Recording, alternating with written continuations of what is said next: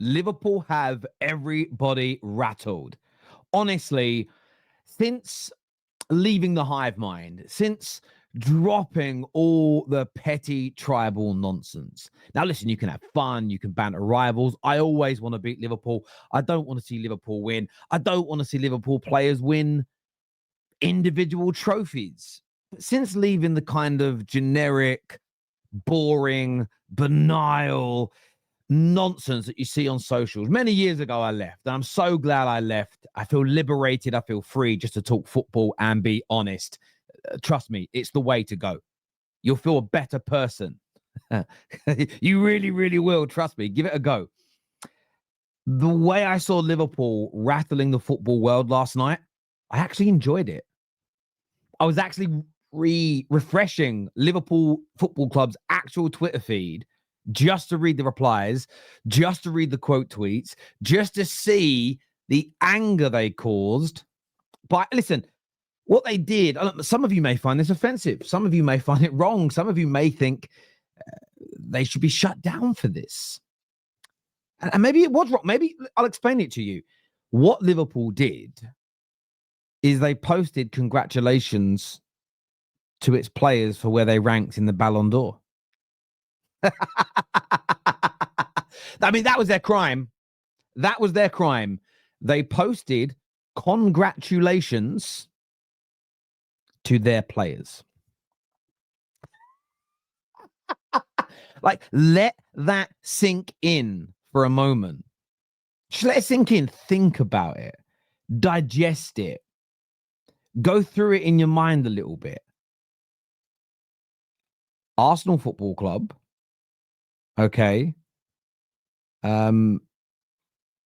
Celebrating and talking about its own players in their individual achievements has rattled so many people. Now, I did warn you this would happen, but Liverpool have got people on toast right now. On toast. I want to show you some of these, right? This is the first one. People sent these through to me. So again, if you ever want me to feature anything on these shows, feel free to send them through. Find me on Twitter. You can see the link just there, just at Terry Flewers, or on my Instagram. Send me the pictures, send me the videos, send me the links. I don't see everything myself because the internet's a big place. If you want to send it through to me, get it done. Also, like and subscribe to this channel, please. Get that bell notification button turned on as well. Really, really important to us. But this was the first thing that was sent through to me, and it made me laugh. Liverpool being called begs, a little bit of laughing emojis in that. This post got me to absolute clowns. Can't even post a congratulatory message. Everything needs to be about them. It's the Liverpool account. Now, I could be wrong about the next thing I'm about to say, but I'll be honest with you, I didn't think it needed any research because I don't think it matters. Do all the clubs whose players feature in the top 30 players in the Ballon d'Or, do they all tweet congratulations to the other person who's won it? Genuine question. Some probably have. Maybe if there's a connection with the player, they played for them before or something. Like, I wouldn't be surprised if Barcelona tweeted out congratulations to Dembele. That wouldn't shock me. That wouldn't surprise me because he played for them. If Dortmund did it as an example, it would kind of make sense. Why did Liverpool have to tweet congratulations to Dembele or Yamal or Victor Gyökeres for winning striker of the year? Why? I don't even understand it. They are just posting, and they did some for Van Dijk and other players, celebrating their player and where they got to and congratulated them. And then I saw these obviously Liverpool posted a season to savor for Salah. Just a season to savor for Salah, and it was. The guy got golden boots. More importantly, won a Premier League. He broke records. He moved himself into GOAT conversations. He may not be your GOAT, doesn't need to be your GOAT, but he moved himself into those conversations, and that in itself is an achievement that in this era of, I call this the killing the game era, where everybody's trying to diminish and ruin our game just out of bitterness and envy of what others are doing. But he had a great season, and all Liverpool did was post a season to savor. And that was coupled with Liverpool challenge, try not to make everything about me. Impossible. In fairness, I think people are then like copying each other's tweets as well. That's how rattled they got people. Liverpool last night made their rivals so angry they couldn't even. They lost all creativity. The only element of their brain that could work is copy and paste and maybe change your word. They rendered their rivals dumb. Rendered them dumb, where they had no creativity. How do I respond in a sarcastic, funny, satirical way? How can I stick it to my rivals on Twitter? By the way, Liverpool Football Club don't really see it as an employee who may not even support the club. I know people that work for social media departments of football clubs who don't even support that club. They're just very good at tweeting. All right. So that's the person who sees it. No one at Liverpool anyway. But that is what you came up with. That was it. I'm going to copy what somebody else has posted and say, Liverpool, try not to make it about me challenge. Impossible.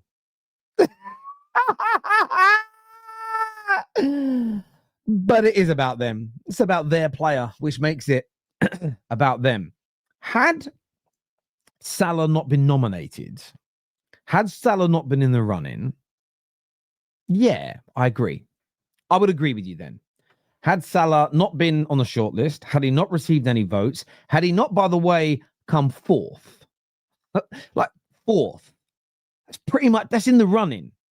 It's in the running, right? Then I think all these posts would hold some water. I think there would be credibility to them. I would understand them. They would make sense. I get it. Fair play. Well done. There'd be funny tweets. There'd be a bit of banter about that. There would be an element of, it's a bit strange to put it out. You could argue that they would have said after a season like last year, he should be nominated, but he was. You don't have a season like Salah had and not get nominated. So they wouldn't have done it. The only reason he wouldn't have been nominated is if he had a really bad season. If Liverpool had a really bad season and he wasn't on the shortlist, Liverpool wouldn't have tweeted. It was about them. Strange. Like this, I talk about killing the game a lot and how, being good at throw-ins and corners and penalties in 2025 is seen as a bad thing. Typically only when a player that a really noisy group of amoebas online dislikes, so they turn it into a bad thing. But we do it now. We're changing the meaning of words. Now, from a slang perspective, it makes sense. I grew up in the 90s where the word wicked meant good. The word wicked meant good. My grandmother, she didn't get it because my grandmother grew up in an era where wicked just meant wicked. Okay? But yes, wicked meant good. And from my point of view and perspective, that's fine. You can change the word, bad meant good for a time. And I'm sure there's loads of words I don't understand. I am too old. And I could understand them, but I don't care to understand them. That's for the young uns. Do your thing. But there are certain words at the minute. And it's being used in football, but just societal wise, people aren't like taking phrases. So, for instance, credit in the bank. I'll give you an example. Mo Salah's got credit in the bank in the context of he scored loads of goals. He's been clinical. He's won many, many games. If he went 10 games without scoring and missed some big chances, Liverpool fans would criticize him, but it wouldn't be to the same level that Darwin Núñez got because he has credit in the bank. We all know what that phrase means when criticizing somebody and comparing that criticism from one person to another. You look at the credit in the bank. Where I'm hearing it used in football now is this. Mo Salah, well, you keep Mo Salah as the subject matter here. Mo Salah goes to bed every night at 9 o'clock. Only drinks water, only eats plain chicken, and eats a certain few select fruits and vegetables. This is how he keeps himself fit. Trains with Liverpool, does gym work in the evening, does Pilates 3 times a week. Now, by the way, I'm kind of making this up because it's a hypothetical example. Then what you'll get is Rasmus Højlund. Turns out Rasmus Højlund has now adopted the exact same living process. Eats the same, drinks the same, does everything the same. What football fans are now saying is, yeah, Rasmus shouldn't do that. Man, it's cringe, bruv. Cringe. Why is it cringe? Why is it cringe to copy what one of the best ever in the Premier League is doing? You ain't got credit in the bank, bro. You can't do the things that the winners have done until you're a winner. It doesn't make any sense. The reason these guys have credit in the bank is because they've won by following those processes. So someone who's trying to win, whether it be a player getting to the top or a manager to get his team over the line, if they start copying, mimicking, or adapting things the greats have done, how is that bad? Equally, we see this a lot now in football as well. We saw it yesterday with Arsenal, and I know the Liverpool fans here will agree. All of our clubs, whether we're winning league titles or we're bad, have celebrated equalising goals, celebrated individual moments.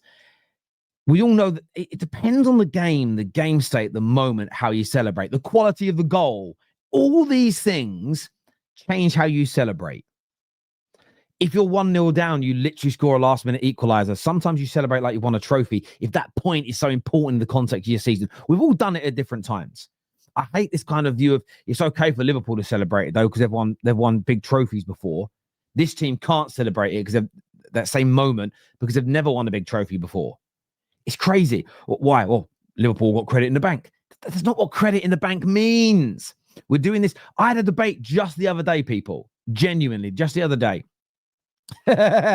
Where my view of, and I'd love to get your opinions on this, please tell me. I was on Straight Facts on my main channel, the Football Terrace, and I got called out in the Amorim in, Amorim out debate. I got called out by one of my panelists who said, you've got to stop saying it's going to take 3 to 4 years to fix this, Terry, because it isn't. And I was taken aback. I thought, oh, this will be a good opinion.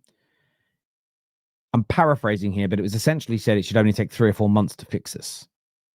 And I'm getting confused. Hang on. I'm trying to interject because I already know what's going on here. We've both got a different definition of what fixed is. Or, well, no, we should both have the exact same definition of what the word fixed means because it's a word and the word has meaning and it's not going to be migrated that quickly. But I need to understand what you view fixed as versus what I view fixed as. And we viewed it as something different. He said that it's just playing good quality competitive football, where I view Man United being fixed as doing those things because you have to achieve that first. But I don't think United, with what we spend, our salary, the size of our club, I don't think we're fixed until we're capable and seen as a team that can win league titles every year. That is when I look at us as fixed. I don't think it's when you're winning them because you don't know who you're up against. You could be an amazing team and not win a league title. You may be to a point, but you're satisfied still as a fan. That's just my definition of where I think United would be to be fixed. But I'm sitting there and saying, okay, the debate here has to be around what you think fixed is versus what I think fixed is. Not, Terry, stop using that word, because the use of that word is irrelevant. It's about having a conversation. And I see that happen so much now in football where things get taken, not even out of context per se, but you're trying to apply context. It's like no one allows the context to even exist. Like, okay, well, the context is there. Let's go and discuss the context. Let's go and discuss the subject matter and see if we can find common ground. Nobody wants to do it. And I understand some of these tweets. We'll go back to Mo Salah and the Ballon d'Or. Some of these things are a little funny, maybe, and jovial. But there's a genuine thing around Liverpool that Liverpool try to make everything about them. And there are times where some Liverpool fans will do that, and you'll know it as well. But this ain't one of them. This ain't it. This is one of the biggest misses I've ever seen. He was in the Ballon d'Or nominations. Of course, they're going to congratulate him. What are we doing here? As ever, look, hit the like button for me if you would be so kind to. Please make sure you are subscribing. Take care. Goodbye. God bless. And we'll see you all again soon. Peace.